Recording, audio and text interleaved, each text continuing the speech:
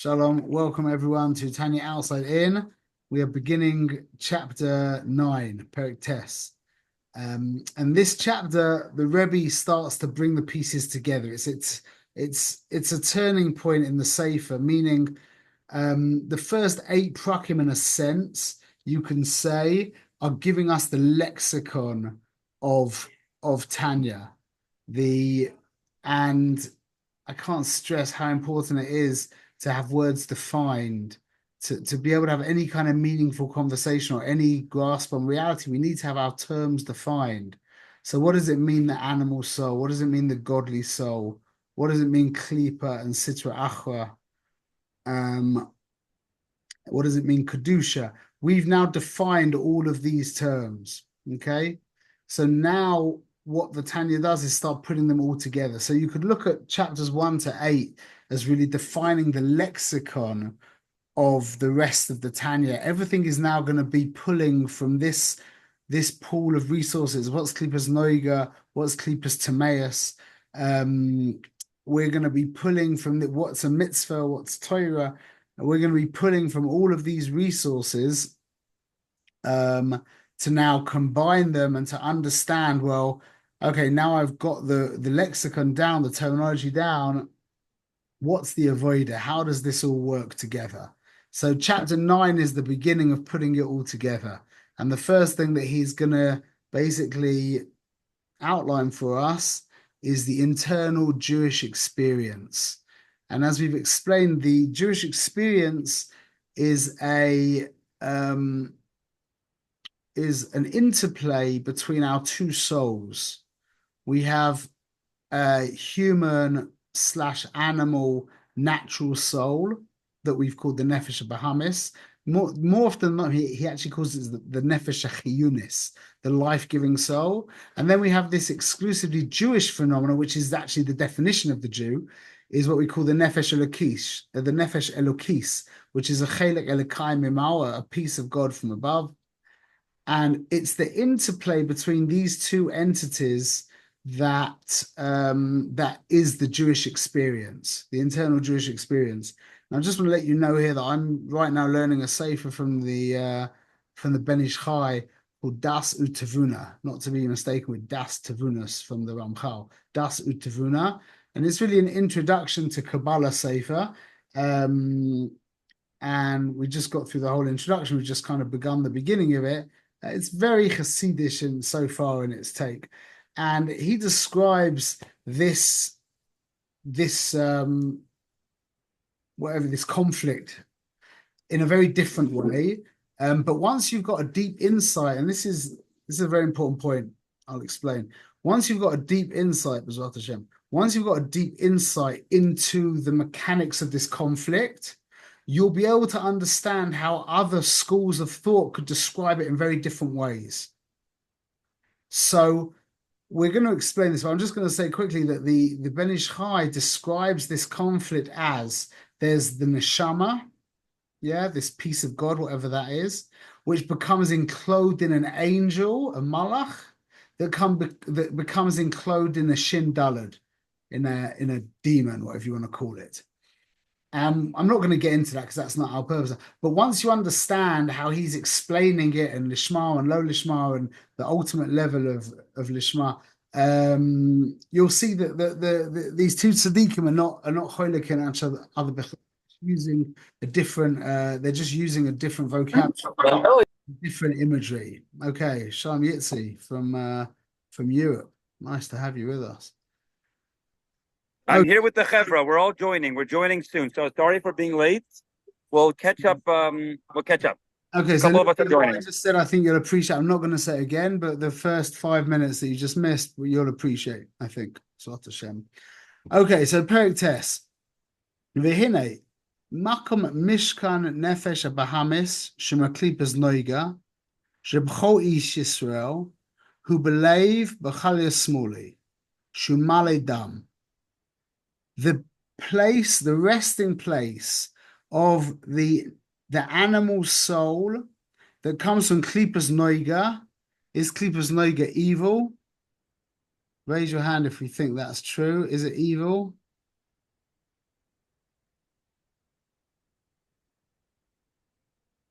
So It's neutral.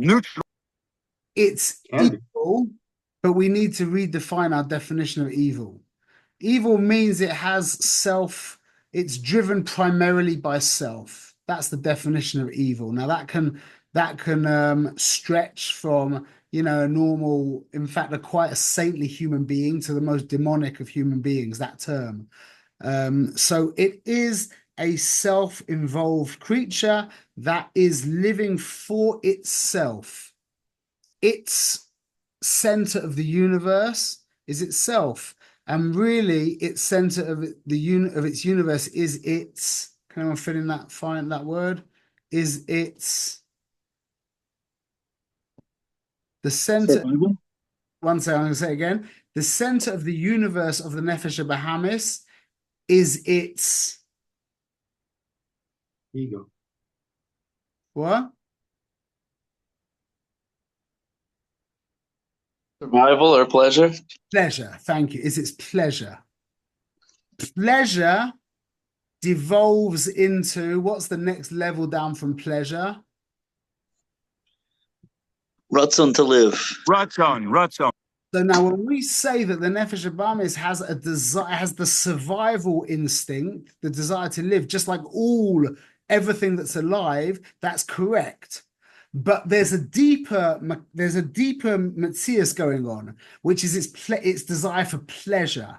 Its desire for pleasure is running its desire for Michael. Its desire for pleasure is the motivation for its will to survive. So when we talk about its survival instinct, it's helpful, but it's not really the essence of what this soul is. This soul is after its own pleasure. That's what this soul is about. Now, the place for that in the human body is in the left side of the heart that is full of blood. And that's, in science, the way it goes, I mean, left and right is always, you can always argue it because you could be looking at it from a different side. But the way, when we're looking down, so to speak, at our heart, on the right side of the heart is the blood. Is the blood, yes, is the blood that has been oxygenated. That's in the right side of the heart. And the left side of the heart is the blood that is returning back from its journey of aerating the body, and it's without blood. It's without oxygen. I hope I've said that right. Which means that this left side of the heart is the place of the blood that is without oxygen. It's just blood. The point of blood, the purpose of blood, I'm sure there's a lot of reasons, but the most pshat of blood is that blood is the medium that delivers oxygen to the whole body, to all of the limbs of the body. Yeah, the blood gets oxygenated through the lungs, and it gets pumped out into all of the body, and it brings oxygen to all of the limbs of the body. Okay, but then once it's been depleted, once it's done its shlichus and it comes back to the heart to get reoxygenated, when it comes into the left side of the heart, it's just blood without oxygen in it. That's very physical. That's very self. When the blood has got it's full of oxygen, that's much more kind of elevated on a concept, like an imagery kind of level. Stay with me, we'll understand that, B'ezrat Hashem. So the place where this animal soul primarily lives is in the left side of the heart, Shumale Dam, that Chazal said was full of blood, because ki hadam hu nefesh, because the pasuk says that the blood is the nefesh.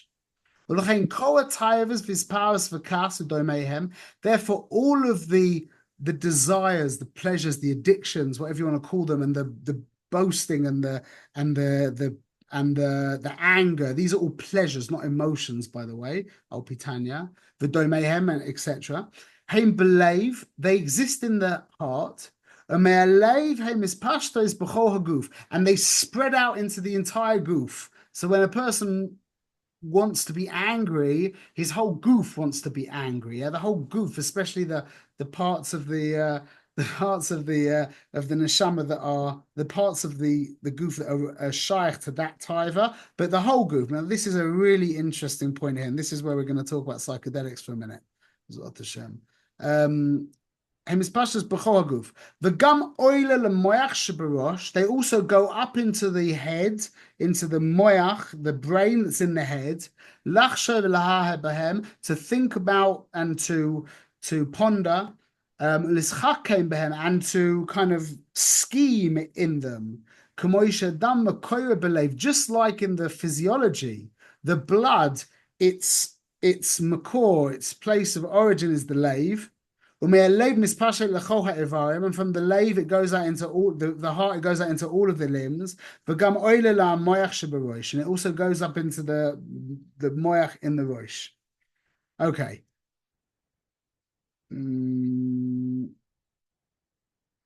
Okay, so before we get into the next part, let's explain something extremely interesting and relevant. We've discussed it before, but we'll discuss it again. This is its place. So there's a book called Changing Your Mind by Michael Pollan. It's a book on psychedelics. Okay, now, but before anything, as a disclaimer, I do not condone using any drugs. I do not condone doing anything that is against, that is not din d'malchus adina. That is a halacha. That if something is awesome according to the state, now you have to define what the state is. That's up to your Rav. That you're not allowed to do that. Okay, the din of the malchus of the land where you are is binding. But on a conceptual level, to talk about these substances, because there's a lot of people now in the world talking about these substances, and I just want to give you my 2 cents from number one, quite a lot of experience. I'm Baal Tshuva, and I have had experience in these substances. And number 2, I've done quite a lot of research on a secular level into these substances. And number 3, I have somewhat of a grounding in Tanya, which has helped me being able to process what's right and what's wrong, what's true, what's false, etc. How I understand it. So there's a network of neurons. So you're saying we can take it. Awesome, thanks. I did not say that. There's a network. There's not a network of neurons. What's it called? There's a network of, not nerves. Is it neurons? Whatever it is in the brain that's called the DMN. Yeah. By the way, that's a demon. Just as a side point, the DMN is default mode network. Okay. Now the default mode network is it's basically you can look into it yourself, and you should look into it yourself. It's very important because we look at the world through this construct. What it basically is a imaging system that saves you from reassessing everything all over again. So when you first come across something, for example, a good example is when I moved to Sfas many years ago as a bocher. As you get to Sfas, you look out over the vista, over the Meron Valley, and you're like, wow, that's just unbelievable. Okay. A few weeks later, it's lost most of its appeal. A few months later, it doesn't really register until someone new comes along and says, wow. And then you're like, oh, yeah, I forgot about that. Just like the Koisel. Yeah, I live near the Koisel. I go to the Koisel regularly. It doesn't affect me like you see it affects, actually, maybe nowadays it does a little bit more, but it doesn't affect me like you see a guy who comes from the States, hasn't been there for 3 years or even ever. Yeah, it can affect them very deeply. What is going on? Yeah. So the default. Quick, just a quick thing that when on my first birthright trip, when we arrived at the view of the wall, all the kids started taking pictures and crying. It was like from a bus, and the Israelis on the trip took pictures of the kids crying. Beautiful. So what's happening? Why does that happen? Everyone's like, well, you just get used to it. But what does that mean? You get used to something. So have you ever seen somebody who's, Shalom, Naftali. You ever seen somebody who's on acid, yeah, somebody who's on acid could pick up a box of matches and they'll be like this. And they'll be able to sit there gawking at a box of matches. Oh, look, it's the whole chevra. So nice to see everyone. You'll be able to sit there, watch them gawking at a box of matches, could be for hours. Why is it that you're not amazed by a box of matches? Well, let's ask an even better question. When you see a tree, yeah, a tree is a wondrous creation. It's mind-blowing. Why is it not that when you look at a tree, every time you see a tree, you just like stop? You're just like, wow. And you just can't move. Whereas somebody who's on psychedelic drugs, there's a good chance that he will stop and go, wow, and not be able to move. So it's all on a technical level. Again, I'm talking scientifically the way I understand it from what I've learned, is it's all to do with this DMN, the default mode network. Now, the DMN is a evolutionary system that allows you to deal with the world. If every time you were to pick up a cup and you would have to assess what this cup does, you would end up losing a lot of energy. You'd have to rework it every single time. So what the DMN does is it projects onto this cup the hundreds of thousands of cups that you've seen in your life, and you immediately understand what the purpose of this cup is, and it means you don't have to rediscover the purpose of this cup, which means in truth, when you're looking at this cup, you're looking at a projection of cups from your mind that your mind is playing. So you're really watching a rerun of all the cups you've ever seen in your life from when you were a child. That's called the DMN. So you'll see a child, yeah, like you'll notice if you give a toy to a child, yeah, a child immediately starts to taste it, puts it in its mouth. Now, when I ran my photography school, my physical photography school, when we would give the students their flash gun, see, usually when you get a new piece of equipment, like you get a new phone or a new car or a new washing machine, you had one before, and now you just have to work out how to use a new one. But when we used to give these flash guns to our students, they had never seen a flash gun in their life. So they were like looking at it like, what? But never did I see someone like put it in their mouth and try and eat it. Never. Why? Whereas children, young children, they put things in their mouth to try and taste it, to eat it. Why? Because our DMN has had enough practice to know that something made of plastic is not edible. So not only is our DMN placing on top of this cup a hollow thing like this, but it's also processing the materials it's made of, the size, the weight, everything. So really what you're doing is you're watching a projection of your mind onto this thing. And that's why the awe, that's what we call in technical parlance, yeah, getting used to something. Getting used to something means that you've seen it so many times now that you're not actually looking at it anymore. What you're looking at is a mental movie being played in your head. And how wondrous can a mental movie get? So now, how is this? This is the kunst of the psychedelic research that's been happening over the past 30 years, yeah? They've discovered through fMRI scanning, which wasn't available many years ago, which basically is MRI of the brain. We always thought that psychedelic drugs speed up the brain somehow, and therefore you hallucinate or see, or things become really wacky, yeah, because you're thinking harder. It's the exact opposite. What happens is when you take psychedelic drugs, they stop the blood flow to the DMN. So in a sense, they pull the plug on that movie that's being played in your mind that makes the whole world appear something that you're used to. Everyone understood that?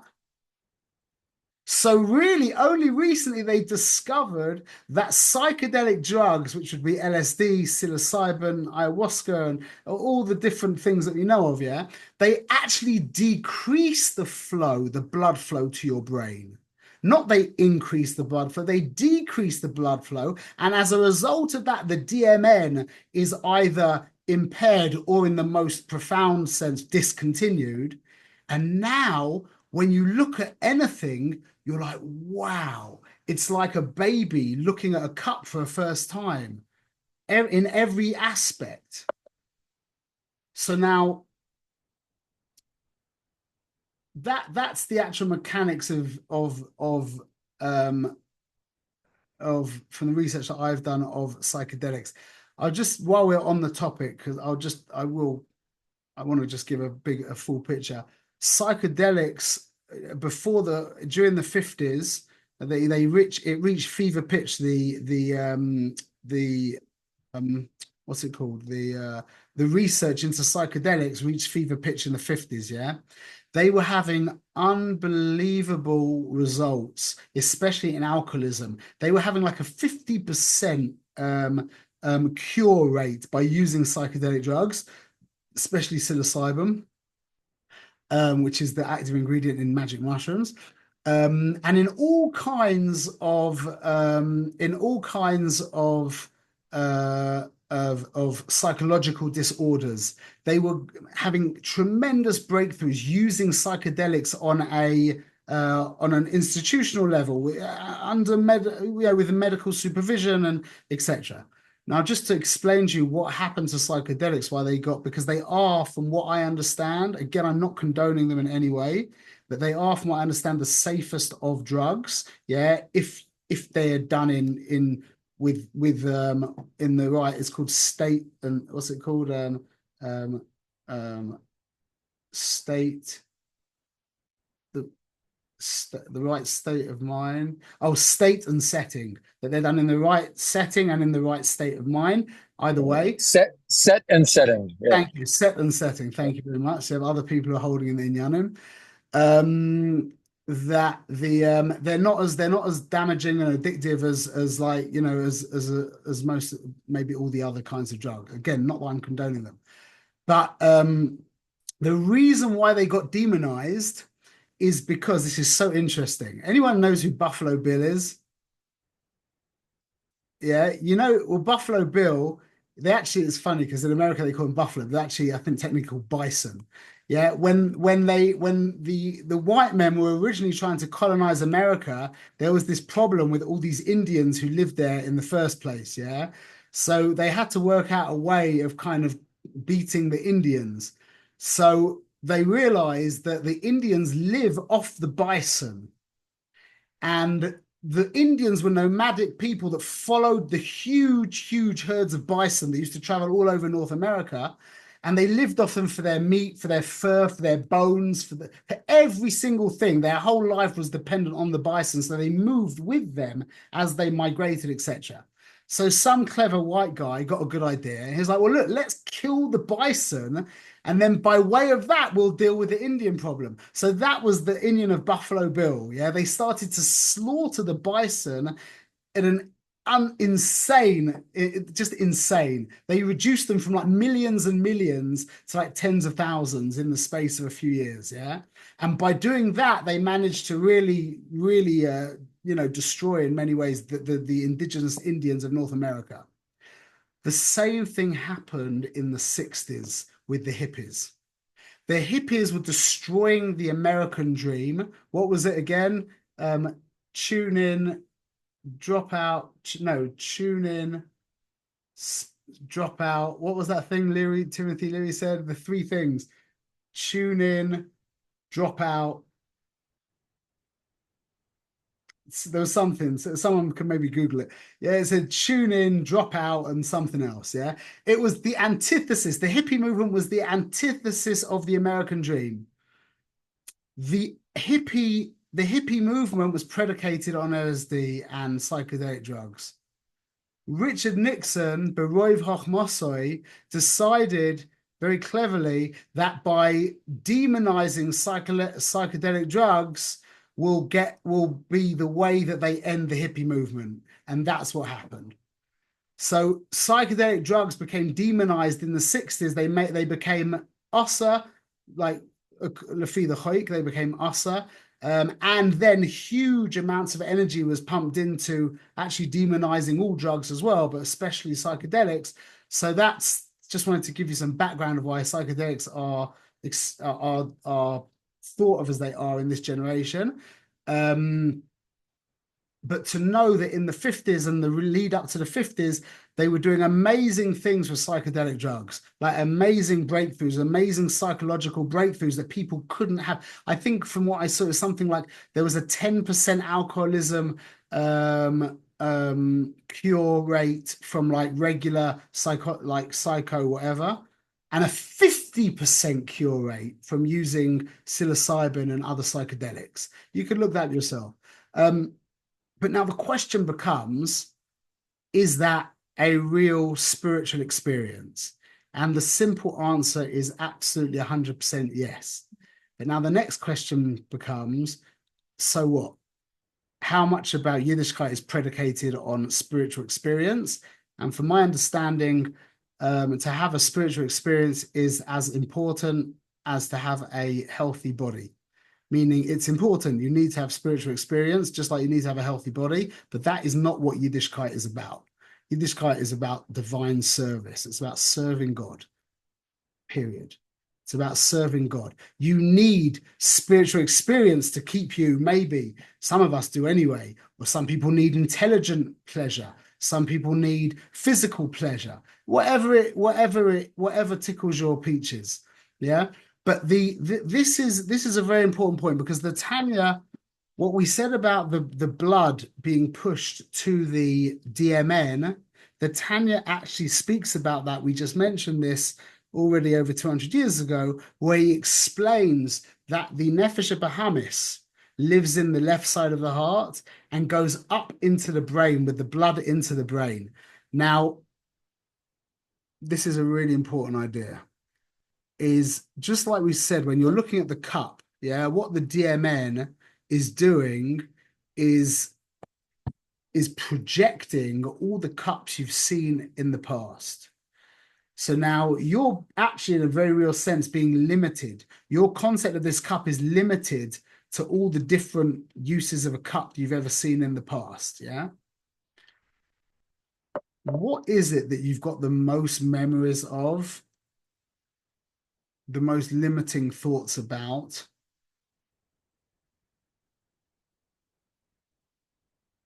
Out of everything, more than all the cups you've seen, more than all the trees you've looked at. Yitzion, you're mute.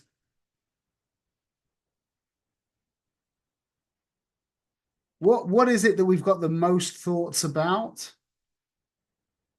The most definitions of? Digital image of your ego Yourself. filtered through the matrix. That's it, exactly. That is what we call the ego, your predefined sense of self. So just like you look at this cup and you're replaying endless cups in your mind, you are a projection of endless hanochas. How do you say hanochas? Endless, what's a hanoch? Assumptions, more than assumptions. How do you say more than an assumption? Preconceived notions. Perfect. You are an amalgamation, as long as you're living in your DMN, yeah? And the more connected to Yiddishkeit you get, the more free from your DMN you become. By the way, like I said earlier, DMN is the Shoresh letters of demon, yeah, Shin Daled, which is how the Ben Ish Chai refers to this part of yourself, yeah, the DMN, the demon, the Shin Daled. I just thought that was cute.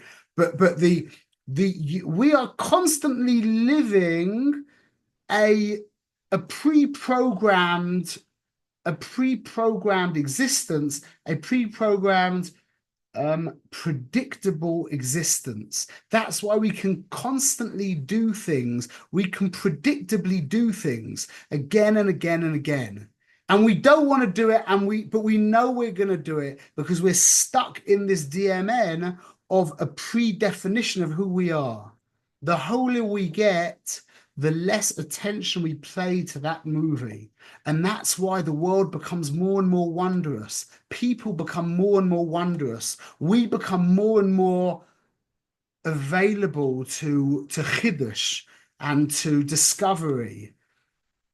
And the opposite. The more stuck in this DMN we become, the more lodged in the blood from the right side of the heart we become, the more unopen we come to discovery, the more unopen we come to Chiddush, the more inflexible we become, the more unwondered. How would you say that? The less wondrous the world becomes, the more whole, the more bland the world becomes, the more we're stuck in this DMN. So the avoid of Yiddishkeit is not per se getting out of the DMN. It's just something that happens as you get more connected to reality and you're able to question yourself courageously, without feeling threatened, without feeling that your existence will be destroyed if you can't be a certain thing anymore. Imagine finding out that you're not an angry person, that you can be not angry. For most people, that's they can't even go there. They can't even go there because it's too, their whole reality is built on that pillar of defining myself as X. So to say that I'm not X, how can you do that? But when you're completely identified with the neshama, yeah, which doesn't have any boundaries, which doesn't have, it's a chelek elokai mimal, it doesn't have any self-definitions, yeah, then you're mamash free from this DMN. So being freed from the DMN is not our avoider, but it is a hoitzah, a toitzah, a fruit. It's a fruit of our avodah. What's the better way of saying that, Gabriel? Result, byproduct. A byproduct, thank you. It's a byproduct of our avodah that you start becoming enamored by the world. Like listen to Avigdor Miller speak about the world, you know? He was a man who, I don't know if he learned about the DMN, he might have done, but he was a man who was so shakua in Torah that this world just became wondrous to him because he was courageous enough. It stops really being courageous because the part of you that can look at your animal soul and go like that to it, yeah, that's what you've identified with. So anyway, so this is really what the Balatanya, the way I understand it, has spoken about by talking about the blood in the left side of the heart going up into the brain. And that gives us our definition of our ego, which is the most limiting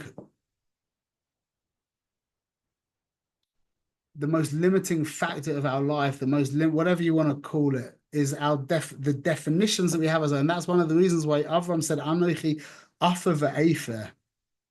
I am dust and ashes. I'm dirt. I'm ground and ashes. Yeah, because the ground is this level of growth, but then you can become defined by that kind of growth. He incinerated that. He turned that into ashes. And ashes, as we know, if you're from California especially, the ashes of the charred forest are the nutrients of what the new forest grows from. So Anochi Afa ve'efer is that avoida of incinerating every definition you have of yourself and using the ashes of those previous definitions as growth to go to the next stage of reality. That's Anochi Afa ve'efer. So let's just quickly now describe the second part. V'gam b'leiach al yamini. Ach makom mishkan nefesh elokis.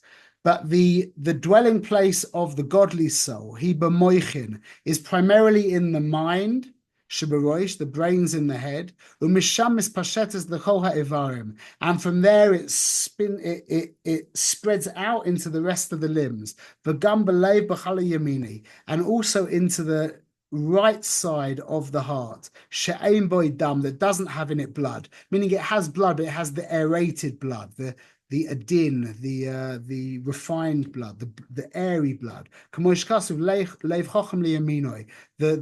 mind of the heart of the wise one is to the right.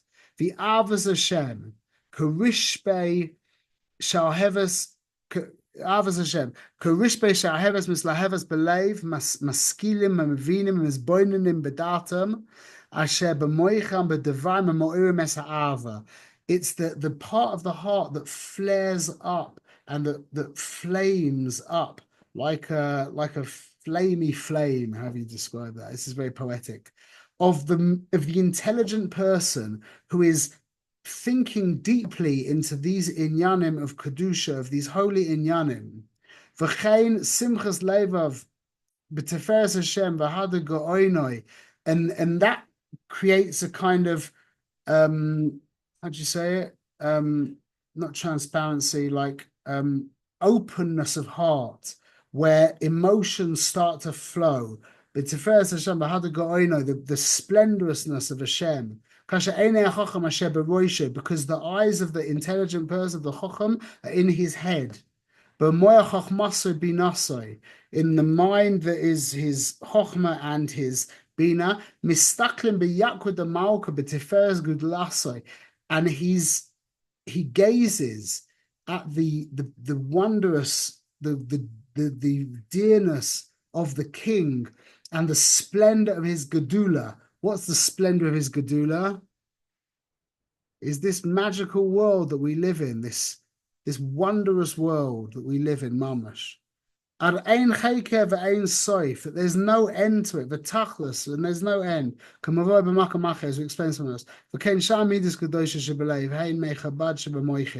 And like the rest of the midas of the heart that come from the moichin.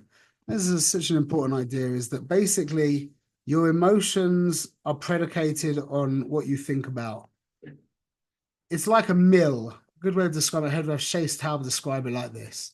You have a mill, yeah? When you put in wheat and barley and you're turning the mill, that's your thinking, yeah? What comes out at the bottom is mamash flour. Whatever you put in to the mind comes out the emotions. So what happens when you're constantly thinking about yourself? It's like putting yourself through this meat grinder, through this grill. What comes out the bottom is just a bloody pulp. So the Rev is basically saying in this chapter that we've got the source of our animal side is in the left side of the heart. That goes up into the mind. The mainstay of the Nefesh Elokis is in the brain that goes down into the right side of the heart. And what he's going to describe is that if we can live in that intelligent world, that world of that world of intelligence, yeah, which I know that a lot of people think that Hasidus is not about intelligence, but Chabad is about using your mind very deeply and using it in a way that can actually help arouse the emotions. And we do that every day in a negative sense, meaning the reason why we get into funks about who we are, how pathetic we are, how irrelevant we are, how useless we are, etc., is because we're thinking we're being misboinen on those topics that are causing those emotions. And if we were to learn the right ideas to think about, yeah, like how useful our avodah in this world is to Hashem, like what does it mean a mitzvah? Why is a mitzvah important? As instead of just learning, yeah, mitzvahs are really choshev, yeah, learn what mitzvahs actually do on a technical level. And think about it, and then ask questions. Well, if that's what happens, then like, what happens if I'm not doing it with kavanah, or what happens if I do it by accident? Ask friends, discuss it, talk about it. And these ideas, just like when we get into a funk about how terrible we are, and we think about those ideas, and they pull our heart into a deeper funk. When we let go of all that shtuyot and we stop thinking about ourselves and stop thinking about how pathetic we are, yeah, and start thinking about useful things like what's a mitzvah. What does it mean, the Shema? Is it important that we're over the Shema? Does it share? Is the Shema possible, Bichlal? Yeah. ask these questions, discuss these things with people, and then you'll see that your heart will start to flare up with godly emotions. And before you know it, your DMN will start to become discontinued and the world will become wondrous again. And then a question will be answered that I asked my Chavrusa many years ago. We know that you can come to understand that Hashem Echad from looking at the world. Yeah, like you can come to an intelligent understanding of Hashem Echad. But I said to him, what about Hashem Ki Toiv? Could you through Svara say that God is good? Or is that just something we know from David and from Torah? And I think the answer to the question is once your DMN loosens a little bit and you start looking at the world for what it is, and you see the beauty inherent in the world, even in the darkness of the world, the beauty that's inherent in the natural world before selfish man gets his hands on it, then I think the answer's there quite clearly that God is good. But that only comes from when this DMN gets a little bit relaxed or discontinued, and we stop projecting our own shtick onto the world and we start seeing the world for what it really is. Okay, B'ezrat Hashem, to be continued. Any questions?